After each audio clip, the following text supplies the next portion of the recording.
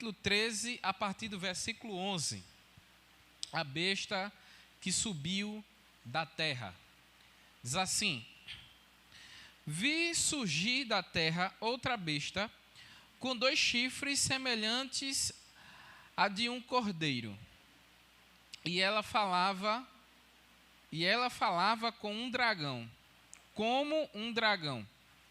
Também exercia toda a autoridade da primeira besta, na sua presença, e fazia que a terra e seus habitantes adorassem a primeira besta, cuja ferida mortal havia sido curada. Ela realizava grandes sinais à vista dos homens, de maneira que fazia até descer fogo do céu para a terra. E por meio dos sinais que lhe fora permitido fazer na presença da besta, enganava os habitantes da terra e lhe dizia que fizessem uma imagem à besta, que havia sido ferida pela espada e sobrevivera. Também lhe foi permitido dar fôlego à imagem da besta, para que a imagem falasse e fizesse com que todos os que não a adorassem fossem mortos. Ela obrigou a todos, pequenos, grandes, ricos, pobres, livres, escravos, a colocarem um sinal na mão e na testa, para que ninguém pudesse comprar, vender, se não tivesse o sinal, ou seja, o nome da besta ou o número do seu nome.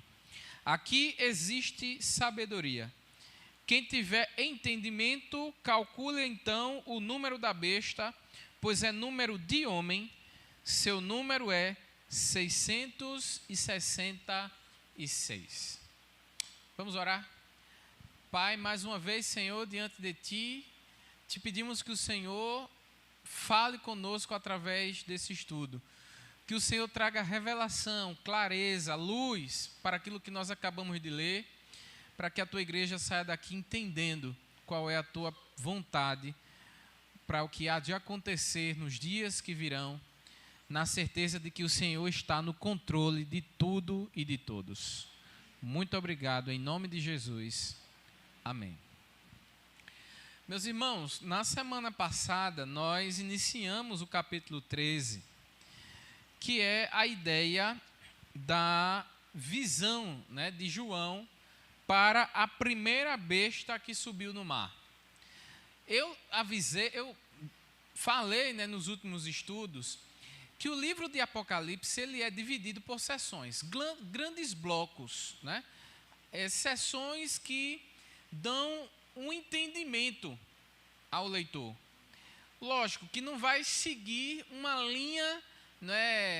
linha etária de forma linear, de forma correta, Assim, isso aconteceu assim, assim, assim, assim. Não é assim. Ela fala de uma coisa, depois ela fala de outra, depois ela volta a citar coisas que já falou, E a gente vai ver isso logo no começo do livro. No começo do livro, João fala da visão, do trono aberto ali. Ele vai falar também das cartas às igrejas, Mandou as cartas. Então, toda a primeira seção do livro de Apocalipse é falando da perseguição que a igreja do Senhor teria nos últimos dias. Além disso, a ideia de se permanecer fiel a essas perseguições. Porque aquele que for fiel até a morte, o Senhor nos garantirá uma coroa da vida, uma coroa da vitória. Então, a primeira seção do livro de Apocalipse vai trazer uma ideia de uma igreja sofrida, de uma igreja perseguida, onde o mundo persegue e mata a igreja.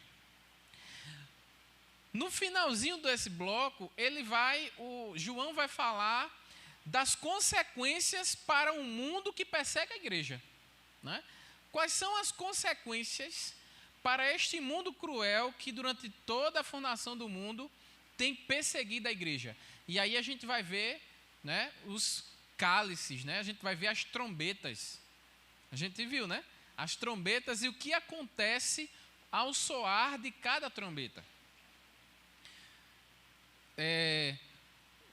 haverá momentos que, ao soar da trombeta, o anjo vai sacudir um vento, né? Vai vir uns gafanhotos, esses gafanhotos não vai matar, mas vai ferir, né? E a gente viu que esses gafanhotos são os demônios, né? A gente vai ver as consequências para aqueles que perseguiram a igreja e também não aceitaram a marca do Senhor. Que a gente vai ver que o Senhor, ele marca, né? Ele sela aquele que é seu. Todos que pertencem ao Senhor Jesus, no momento que entregam sua vida a Ele, ele é selado pelo Espírito Santo.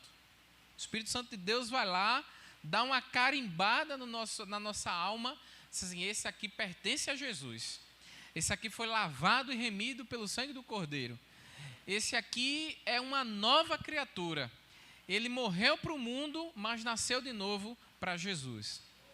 Então ele nos marca, não é? A partir agora do capítulo 12, que nós vimos na semana retrasada, vai surgir uma outra seção do livro de Apocalipse, que é o surgimento, a aparição, vamos dizer assim, da hostilidade maligna. Vai começar a surgir agora a figura de personagens que são usados por Satanás para tentar destruir a igreja. A primeira figura que nós vimos foi a figura do dragão.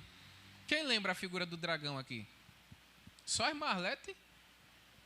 Irmão Sérgio, né? Nós vimos que o dragão representa quem? O diabo, o inimigo, né? E o diabo, não é? Aquele dragão, ele está ali caçando uma mulher. Não foi isso que a gente viu? Quem é a mulher? A igreja. E a mulher estava sofrendo com dores de parto, pronta para dar à luz. Quem era esse filho que nasceu? Quem é? Jesus, né? Então aqui nessa sessão, a partir desse capítulo 12, nós vamos ver agora o surgimento da figura chamada diabo. E não apenas o surgimento da figura chamada diabo, mas como ele caiu. Porque Satanás era um anjo de luz, era um anjo do Senhor que se rebelou contra Deus. Além de se rebelar, instigou outros anjos, né? E aí houve uma grande batalha no céu, né? O texto vai dizer que Miguel guerreou e expulsou o dragão, né? Que o dragão caiu na terra e levou 1/3 das estrelas do céu. Então, aqui começa a figura, a aparecer a ideia de quando foi a queda de Satanás. E essa queda de Satanás não foi uma queda qualquer, né? Foi uma queda a ponto de dizerem, ai dos que estão na terra, porque o dragão está lá agora, né? Então, a gente viu a influência de Satanás, a influência do inimigo atuando na humanidade. Porque ele sabe que ele já foi sentenciado. Satanás já foi julgado. Ele sabe qual é o castigo preparado para Satanás e para seus anjos, né? Qual é o castigo preparado para Satanás e seus anjos? Quem sabe? É um lago de fogo e enxofre, né? Então, qual é a artimanha de Satanás agora? Levar o maior número possível de pessoas com ele. E eu disse semana passada, Satanás não odeia você. Eu disse isso aqui, né? Satanás não odeia a gente. Satanás odeia a quem nós servimos. Então ele sabe que se ele nos atingir, ele vai atingir quem? Jesus, Deus. Porque veja, se Jesus desceu do seu trono, morreu na cruz por nós, nós somos importantes para Jesus, não é? Uma alma vale mais do que o mundo inteiro. Essa é a ideia. Então, Satanás nos atinge porque ele sabe que se nós atendermos os pratos de lentilhas que Satanás coloca, estaremos entristecendo o Senhor. Então, ele é nosso inimigo porque ele é inimigo de Jesus. Então, além da figura do diabo que surge, nós vimos a figura da besta. Essa besta aqui, ela emerge do mar.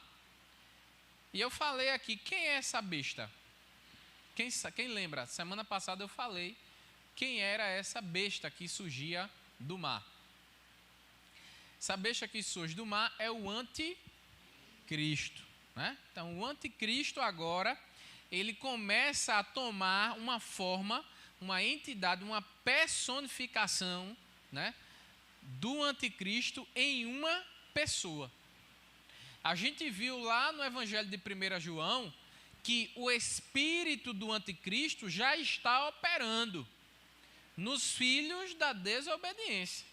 Então, o espírito do anticristo ele já está atuando na humanidade há muito tempo, sendo opositor ao Evangelho, sendo oposição à pregação da cruz, sendo oposição às pessoas se converterem ao Evangelho, né? Então, esse espírito do anticristo já atua.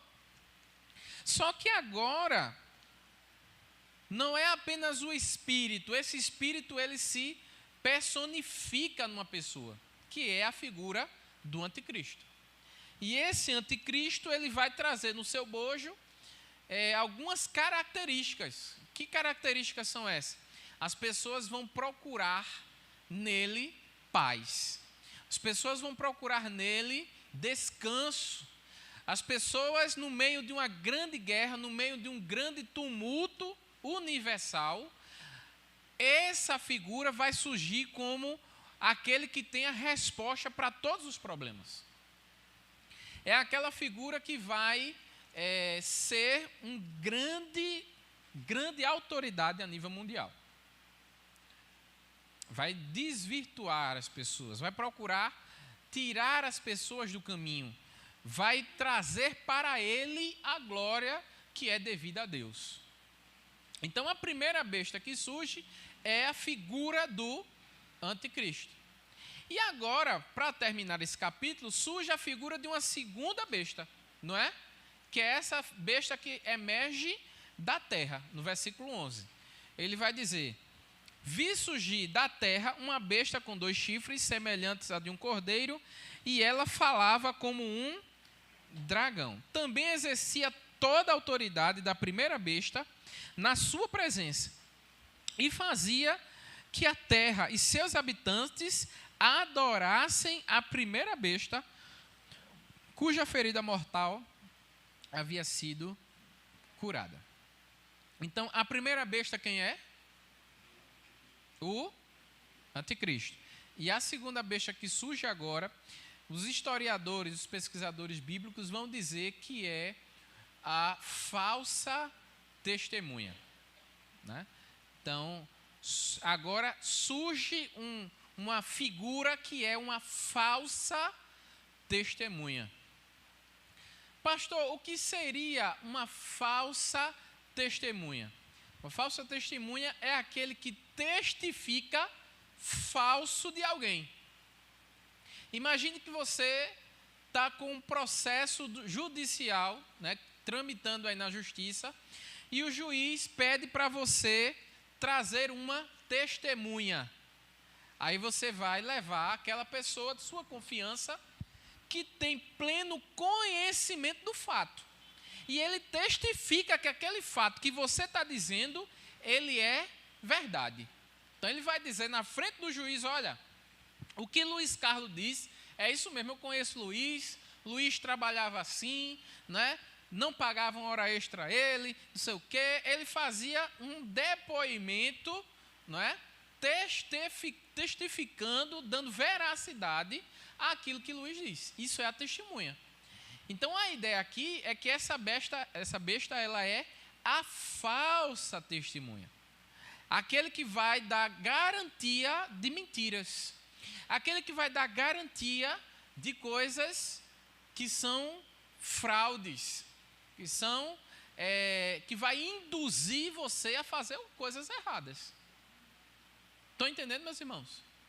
Então, essa figura que surge agora é uma figura que teoricamente vai surgir em um outro local, não é no mesmo ambiente, vamos dizer assim, da primeira besta, e ela vai começar a se levantar, forçando as pessoas, induzindo as pessoas a adorarem o anticristo. Veja que o texto no versículo 12, ele vai dizer isso. Exercia toda a autoridade da primeira besta na sua presença e fazia com que a terra e os seus habitantes fizessem o quê? Adorassem a primeira besta. Quem é a primeira besta? O anticristo.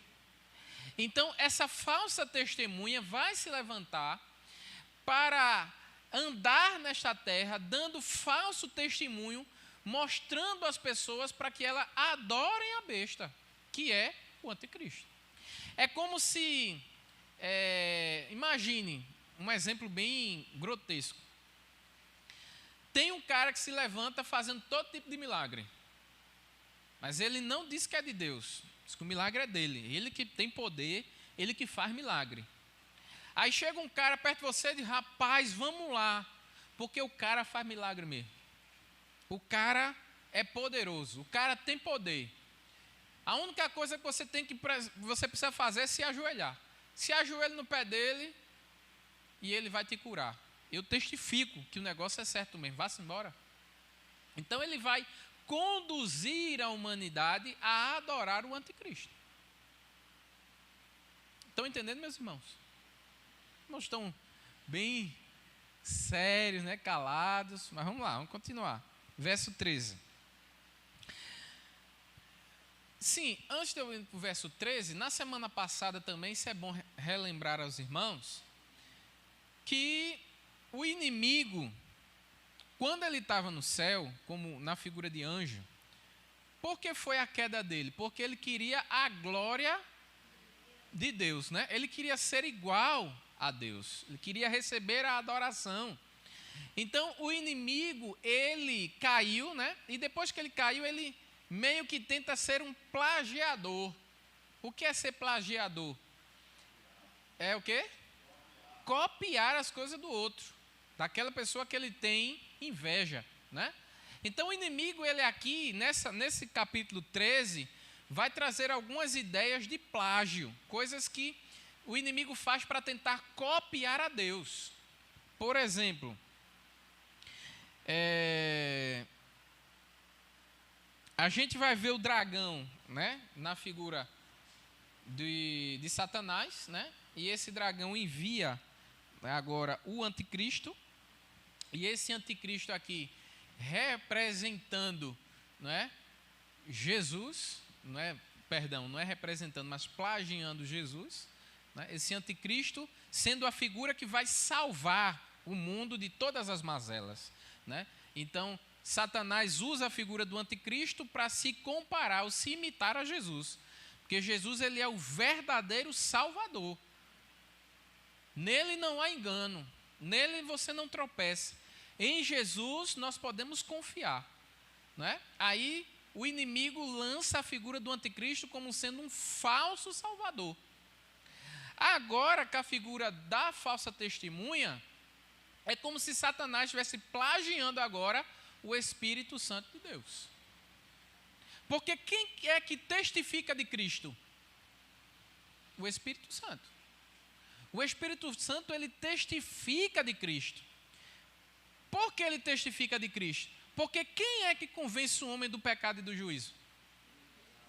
É o Espírito Santo. Então, o Espírito Santo é a figura, né, o Espírito de Deus, onde Deus se revela para o homem através do seu Espírito, mas ele vai tocar no nosso coração dizendo, olha, você precisa procurar Cristo, porque Cristo é a solução, Cristo é a salvação. Aí o inimigo, para plagiar, levanta falsa testemunha, para ser uma espécie de Espírito Santo que vai conduzir as pessoas até o anticristo. Então, vocês estão vendo a comparação aí, esse plágio, né? Essa falsa comparação das coisas de Deus. Na verdade, mesmo que Satanás, nem que ele pudesse, ele conseguiria ser igual a Deus, né? E ele já se levanta toda vez para cair, né? Ele já é um derrotado. Então vamos para o versículo 13. O seguinte: ela realizava, né, a segunda besta, realizava grandes sinais à vista dos homens, de maneira que fazia até fogo descer do céu. Meus irmãos, se você estivesse perto de alguém que exerce uma influência muito grande, e ela tem tanta autoridade, tanto poder, que até fogo fizesse descer do céu, e aí? Como é que você iria se comportar, né? Diga aí, Eduardo. Leva aí, por favor, o microfone lá para ele.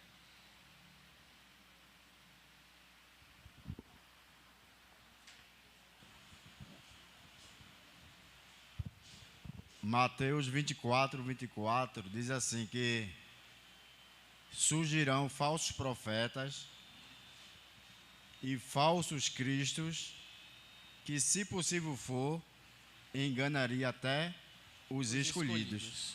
Amém? Era essa a resposta que eu esperava, viu, Eduardo? Perfeito, você foi cirúrgico na resposta. Quarta-feira que vem você vai estar aqui dando esse estudo. Eita, quarta sessão. Fica na próxima, Meus irmãos, a Bíblia vai dizer que, se possível fosse, até os escolhidos seriam enganados. Por quê? Porque as maravilhas e os milagres nos olhos das pessoas vão ser maravilhas que você vai dizer assim, rapaz, esse cara vem da parte de Deus. Mas a Bíblia vai dizer, provai os espíritos, para ver que se provém de Deus mesmo. Então a ideia aqui é que os escolhidos, os selados do Senhor, não se deixarão enganar. Veja, eu não sei se você sabe, mas tem essa passagem que Eduardo acabou de falar. Tem um cara chamado Henri Christie. Quem já ouviu falar aqui? Né? Algumas pessoas. Esse Henri Christie, né? Ele se diz que é Jesus. Além dele se dizer que é Jesus, ele anda com roupa branca, ele anda com uma faixa aqui, né? Anda todo... Ele fala muito em latim, porque parece que Jesus falava em latim. Eu nunca vi dizer que Jesus falava em latim. Você já nunca viu, né? Mas ele adora falar em latim, esse tal desse Henri Christie. E pasme, meus irmãos, esse cara tem centenas de seguidores. Centenas, não é pouca gente não. Tem pessoa que serve a ele ali, que leva ele nas costas, se for possível, né? Então, isso é um falso Cristo, né? Certa vez esse Henri Christie, ele estava num programa de televisão, e o cara, para brincar com ele, tirar onda, né? Chegou assim e disse, o senhor toma um pouquinho de vinho? Né? Aí ele disse, toma, um pouquinho a gente toma, né? Não muito. Aí ele pegou 2 copos e botou água. No copo dele botou... Aí esse Henri Christie fez, o que é isso aqui? Ele, desse é o jeito aí. Desse é o jeito aí, transforma em vinho. O senhor transformou lá atrás, né? Transforma num vinho aí que a gente quer tomar. Aí ele, eu entendi. Eu não vou gastar meu poder com um ímpio igual a você. É ser muito bandido, né? Ser muito bandido. Veja, isso é de forma... você olha assim, rapaz, como é que alguém cai numa dessa, né? Tem gente que cai. Tem gente que... O cara liga no telefone, olha, aqui é do Bradesco. Dá para o senhor mandar a senha do seu cartão e os números que está lá, só para a gente confirmar aqui? Tem gente que dá. Você sabe que não é para dar, você vai lá e... Espera aí, viu, que eu vou procurar. Não é? Então tem gente que se deixa levar, mas os escolhidos do Senhor, esses não se deixam levar. Tem gente aí, meus irmãos, principalmente muito mágico. Essa turma mágica, né?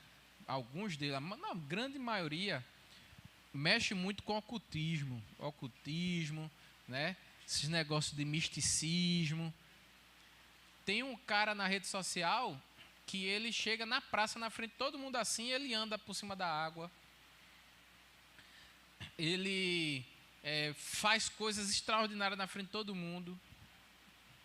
Ele faz a chuva subir, não é aquele filme não, mas o cara faz a água subir.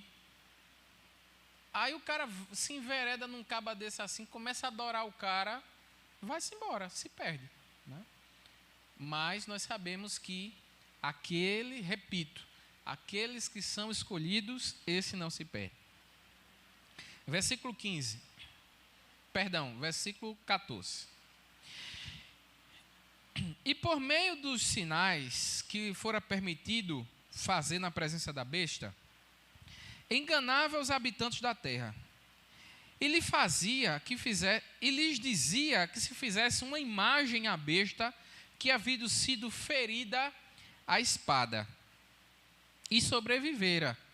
Também lhe foi permitido dar fôlego à imagem da besta, para que a imagem falasse e fosse com que todos os que não adorassem fossem mortos.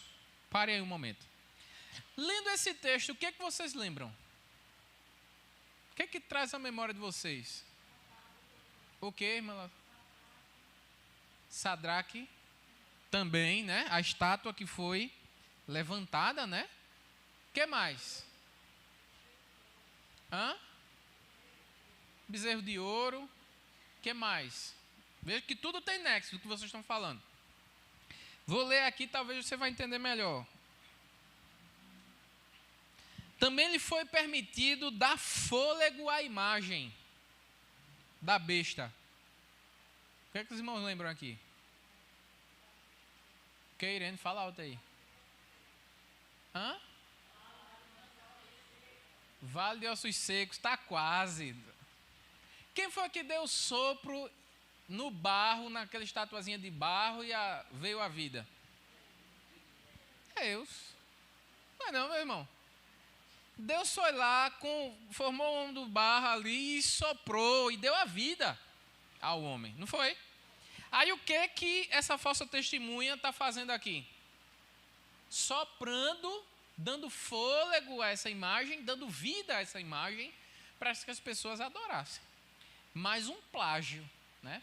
Mais uma ideia fracassada de querer imitar a Deus, né? Mas se você tivesse aqui uma estátua de Luiz Carlos, né? Uma estátua aqui de Luiz Carlos, né? Estátua bonita, né? Forte. Aí chegasse alguém assim, aí a estátua de Luiz Carlos, né? Não sei você, eu ia sair correndo, né? Nem bala me pegava, né? Mas as pessoas iriam ficar espantadas, né? Então a ideia aqui é, além do plágio, lógico, né? Mas dá mais sentido, né, à enganação da besta. E aí ele vai dizer, interessante, que ele vai dizer, olha, todos aqueles que não adorassem a estátua, igual a estátua lá que a nossa irmã Laodicea falou, né, de Sadraque, Mesaque e Abednego, iriam o quê? Morrer, né? Então a ideia aqui é de que as pessoas começarão a partir de agora a uma perseguição espiritual. A perseguição espiritual com mais ímpeto, com mais, né, afinco contra a igreja do Senhor. Eu falei na semana passada que a igreja estará passando por essa situação. A igreja estará nesse contexto. Certa vez chegou um irmão para mim, domingo passado, disse, pastor, mas eu vi num livro que a igreja vai ser arrebatada. Eu disse, vai ser arrebatada, não tenho dúvida disso. Mas ela não vai ser arrebatada de 2 vezes. Primeiro lá vai um grupo. Aí o que ficar, vai ficar sofrendo. Aí depois vai outro. Não é isso. Eu não encontro respaldo bíblico para uma dupla chamada. Se os irmãos tiverem, os irmãos me mostrem. Mas a ideia que nós temos aqui de Apocalipse é que a igreja passará pelo problema, pela tribulação, mas o Senhor estará cuidando dela. Entende? É diferente. As coisas vão acontecer e já estão acontecendo, mas a igreja será preservada. Ainda que tirem a nossa vida de forma física, não conseguirão nos separar do amor de Deus que está em Cristo Jesus. Por isso que nós somos mais do que vencedores. Entende? Então, você passa por tribulação ou não?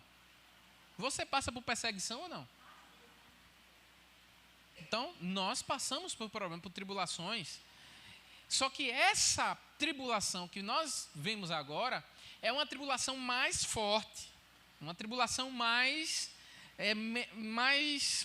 sabe?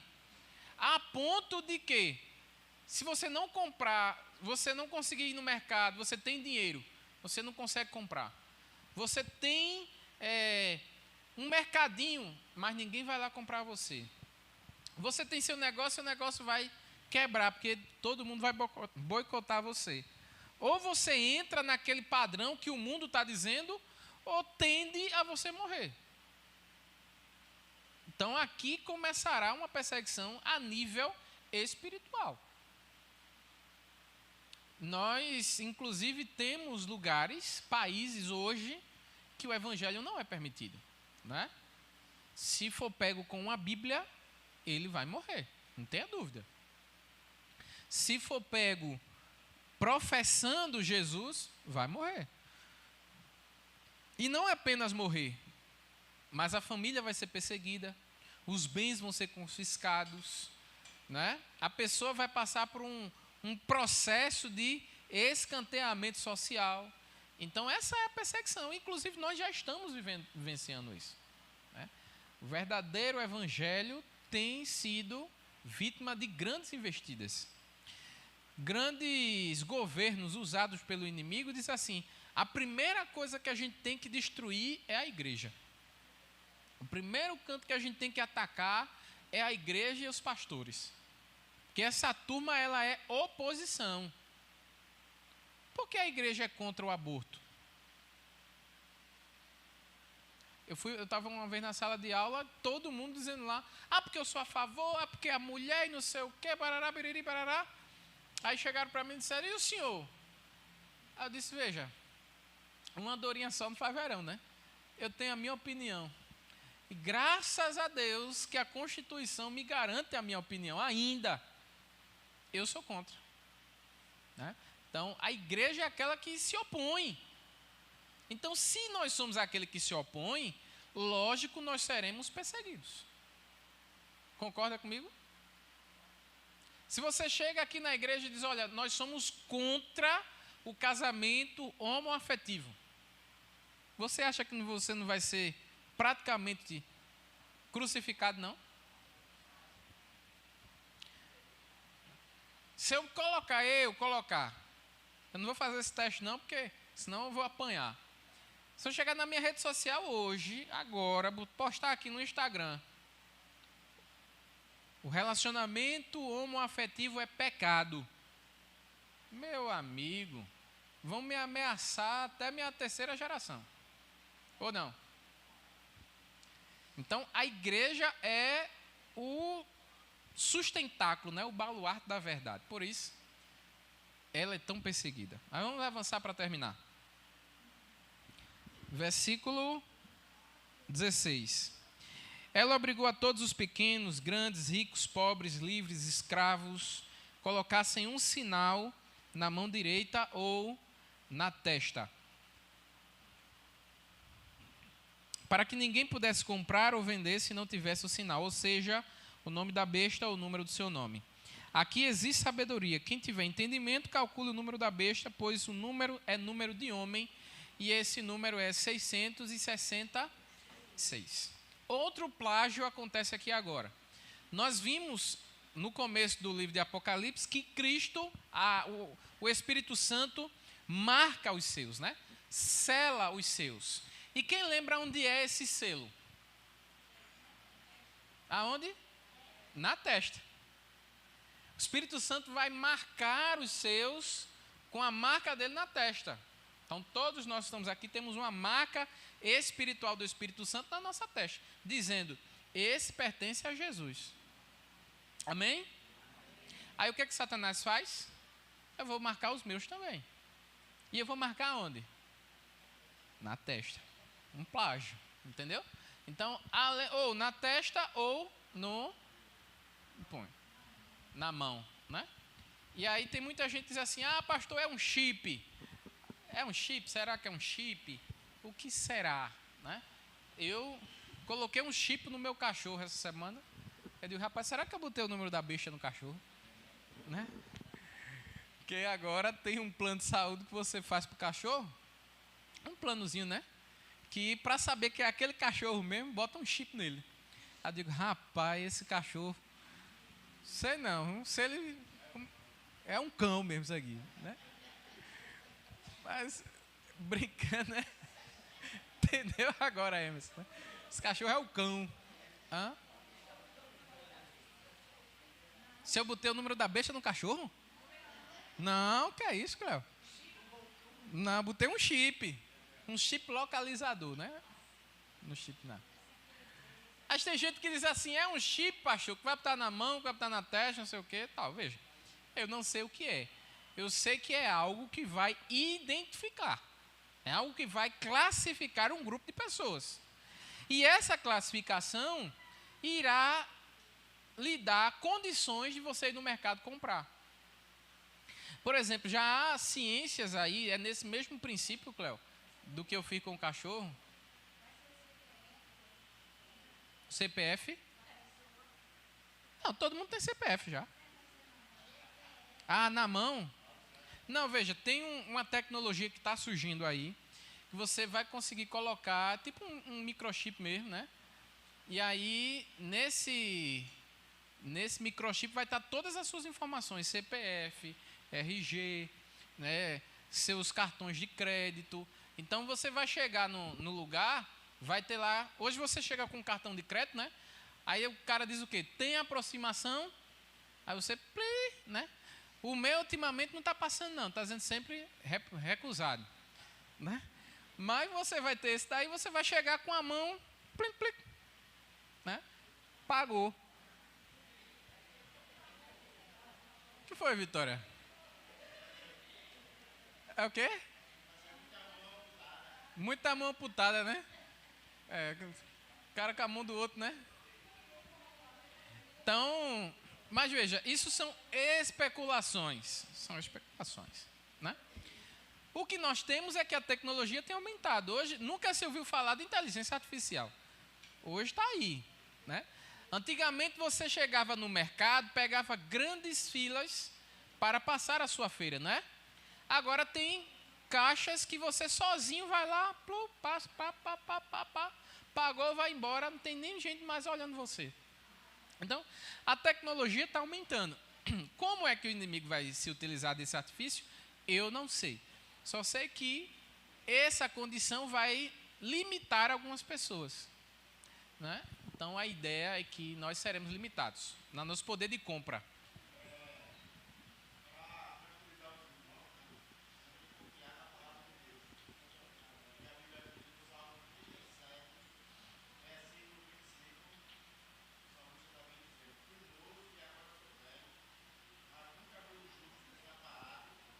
Nem a sua mendigar o pão. Amém, meus irmãos?